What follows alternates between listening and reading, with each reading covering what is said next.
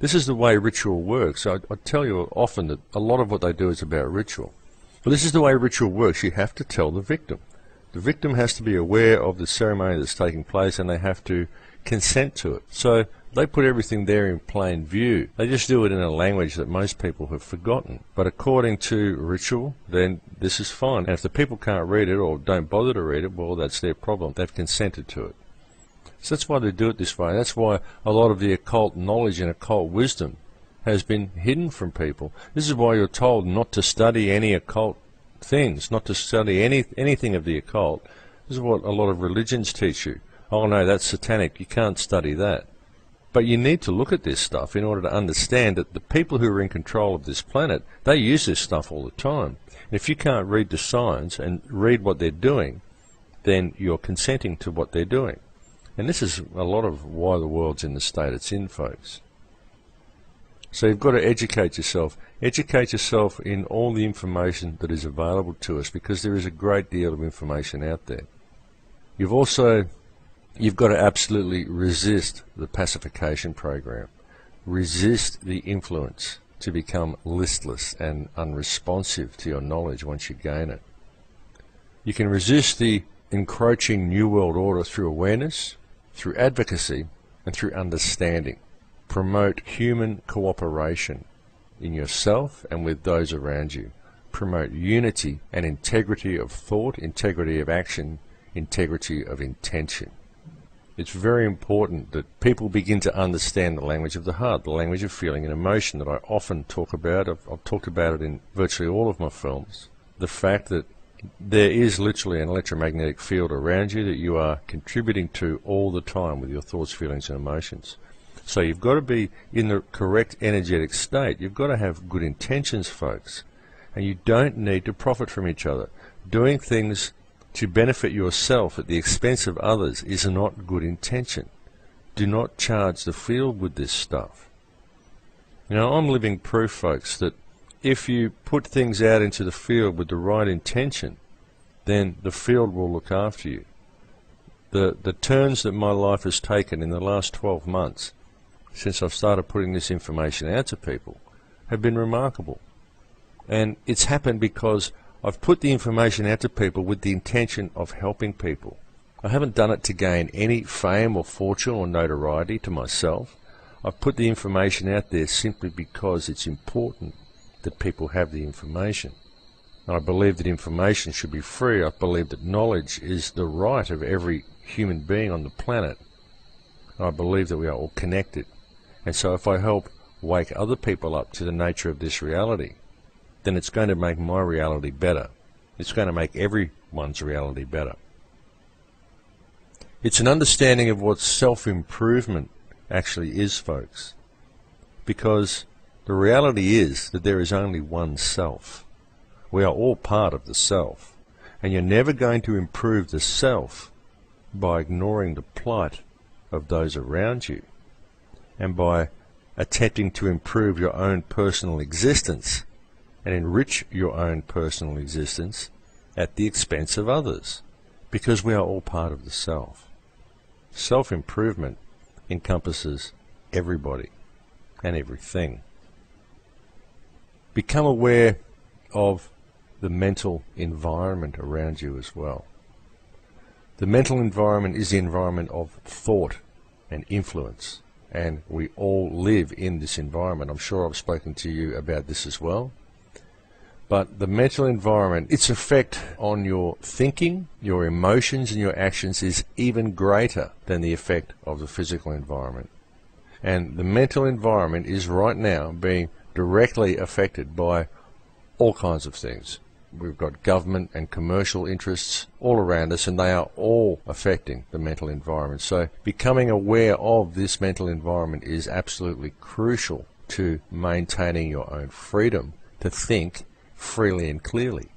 The first step that you can take is to consciously choose who and what is influencing your thinking and your decisions. And this influence happens through the input that you receive from the outside. This is media, books, friends and family, authority figures, any persuasive influences in your life. Set your own guidelines and learn how to clearly determine and how to truly discern, objectively discern, what other people and even the culture at large around you is telling you. Each person in this existence must learn to do this. They must learn to consciously discern the influences that are affecting their lives in order to protect and uplift the mental environment in which we all live. So you need to be aware of this. And you need to understand what is influencing you. Are the thoughts you are having truly your own thoughts? Now, I've often said to people, and I've said in my films, that one of the most important tools a person can ever gain in their life is knowledge. Because with knowledge, if it is used correctly, comes wisdom and a deeper understanding. Knowledge brings you into direct contact with the deeper spiritual mind that the Creator of all life has placed within you.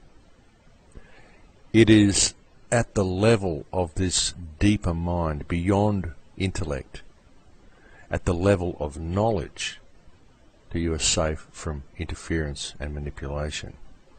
This is not a case of believing something is true. It's a case of knowing it is true. Knowledge also holds for you your greater spiritual purpose for coming into the world at this time. Knowledge is the very center of your spirituality. And I believe that it is imperative that people gain this understanding. Now, our societies have been designed in such a way as to remove this understanding from the people and to promote division. In our societies and in our cultures, we've been trained for individual differences to stand out in people, so that if you look at a person, you immediately think whether this person is older or younger or brighter or dumber or richer or poorer. And we make a series of illusional distinctions, and we put these people into categories, and we treat them in that way. And we've been trained to think like this from birth. And it gets to the stage where we can only ever see other people as being separate from ourselves, and see the ways in which we are separate. I'm sure I've said this to you before, but it's at that moment in your life when you look within another person and you literally see that spark within them. You suddenly see all the ways that this person is like you, rather than the ways that they are different from you. And when you experience this fact that the very essence, the spark, the life, the energetic force of that person is essence in you as well. It's essence in everybody. And you realize that this essence is the one thing. It's the same thing. It's the understanding that you gain in that moment that there really is no other. It's all one. I was born as a human being. It was my path through life that taught me whether I'm good or bad, or whether I'm successful or not successful, and all of the stuff like this. It's all learned along the way. You learn what your place in society is, but ultimately it's irrelevant. It's all designed to keep people away from the awareness that we're all connected and that there is truly only one. Remember, divide and conquer is the motto, and that is exactly what has been done to the human race. And as long as people continue to see themselves as being separate from everyone and everything else, then they put themselves in a position to be completely enslaved. And the elites that run this society, they know this. They know all about it. And they also know that if people ever wake up and realize the truth of their relationship to nature, and the truth of their own personal power, and the truth of their connection to each other, then the entire manufactured society that we live in will simply implode. So how do we go about dealing with all this stuff? How do we go about dealing with this corruption? How do we go about dealing with the state the world is in? How do we change this world into something better? Well, I would suggest that the very first step is not to get all worried and fearful about it all. I very much suggest stepping away from the fear, my friends. I know that I've said it before, and I know it's hard. You look around, you see all of this stuff, and you know it's a worry. It's a worry. You've got all this stuff around you, and it's really easy, as I've said before, to simply go into shock, to go into emotional paralysis. which is what a lot of people do when they find themselves faced with all of this stuff. They simply go into emotional shock, and they either get totally fearful of everything or they run straight off into denial. Where what they should actually be doing is viewing it just as information. It's all just information, and all information is empowering. It's not the information that's negative, it's the emotion that people attach to the information. That's the thing.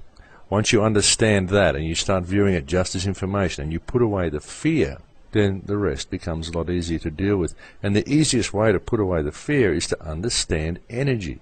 As I keep coming back to, understand the two polarities of energy and remain centered in the correct polarity of energy, remain centered in a state of love. And this happens, well, it does for me, by realizing the connection that I have to everybody and everything else.